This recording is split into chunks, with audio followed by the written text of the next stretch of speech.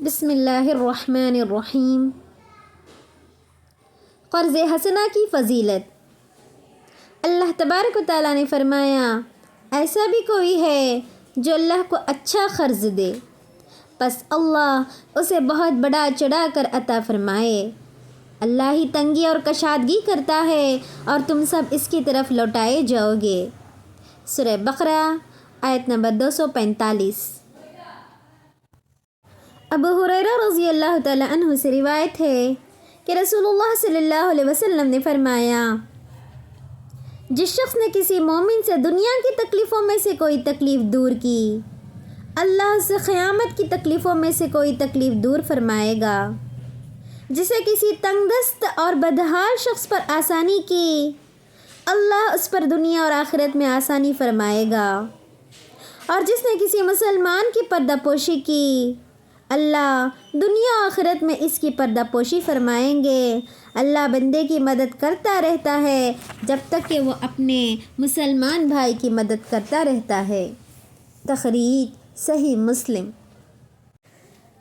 قرض کی فضیلت کے بارے میں طلحہ بن مصرف روایت کرتے ہیں کہ میں نے عبد الرحمن بن اوسجہ کو فرماتے ہوئے سنا۔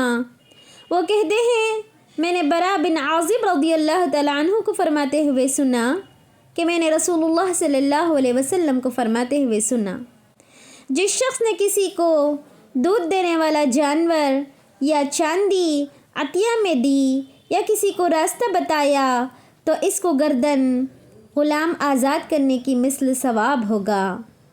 تخریج جامع الترمذی، روایت صحیح ہے۔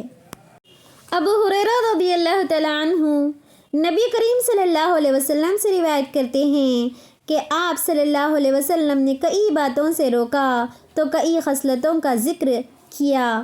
فرمایا، جس شخص نے کسی دودھ والے جانور کا صبح و شام کا دودھ عطیہ دیا تو اس کا صبح کو دینا اور شام کو دینا صدقہ ہے۔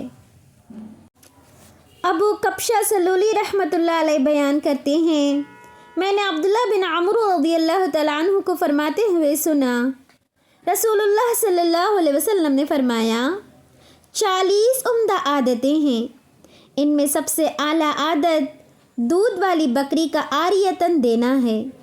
جو عمل کرنے والا بھی ان میں سے کسی ایک خصلت پر ثواب کی امید اور اللہ تبارک و تعالیٰ کی طرف سے کیے گئے وعدوں کی تصدیق کرتے ہوئے عمل کرتا ہے تو اللہ تعالیٰ اس کو ضرور جنت میں داخل فرمائے گا۔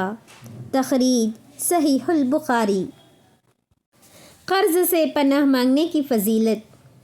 نبی کریم صلی اللہ علیہ وسلم کی زوجہ محترمہ عائشہ صدیقہ رضی اللہ تعالی عنہا سے روایت ہے کہ رسول اللہ صلی اللہ علیہ وسلم نماز میں دعا مانگا کرتے تھے، اللہم انی اعوذ بک من عذاب القبر وَأَعُوذُ بِكَ مِن فِتْنَةِ الْمَسِيحِ الدَّجَّالِ وَأَعُوذُ بِكَ مِن فِتْنَةِ الْمَحْيَا وَالْمَمَاتِ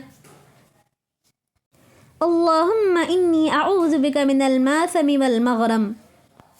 ترجمہ، اے اللہ میں تجھ سے قبر کے عذاب سے، مسیح دجال کے فتنے سے اور زندگی اور موت کے فتنے سے، گناہ اور قرض سے آپ کی پناہ مانگتا ہوں۔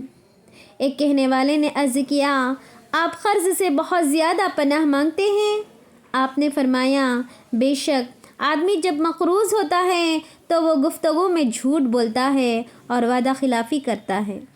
تخریج صحیح البخاری۔ قرض ادا کرنے کی حرص کی فضیلت۔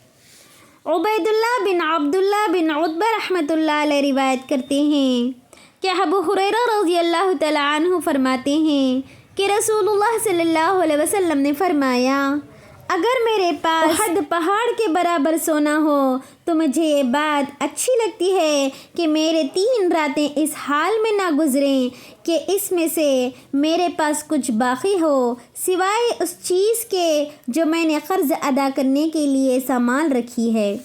تخریج صحیح البخاری۔ مقروض کے قرض ادا کرنے اور اس کی ادائیگی کی حرص کی فضیلت۔ ابو ہریرہ رضی اللہ تعالیٰ عنہ نبی کریم صلی اللہ علیہ وسلم سے روایت کرتے ہیں کہ آپ نے فرمایا جو شخص لوگوں سے قرض ادا کرنے کی نیت و ارادے سے قرض لیتا ہے تو اللہ تعالیٰ اس کا قرض ادا کر دیتا ہے، اور جو مال تلف کرنے کے ارادے سے لیتا ہے تو اللہ تبارک و تعالیٰ اس کو تلف کر دیتا ہے۔ تخریج صحیح البخاری۔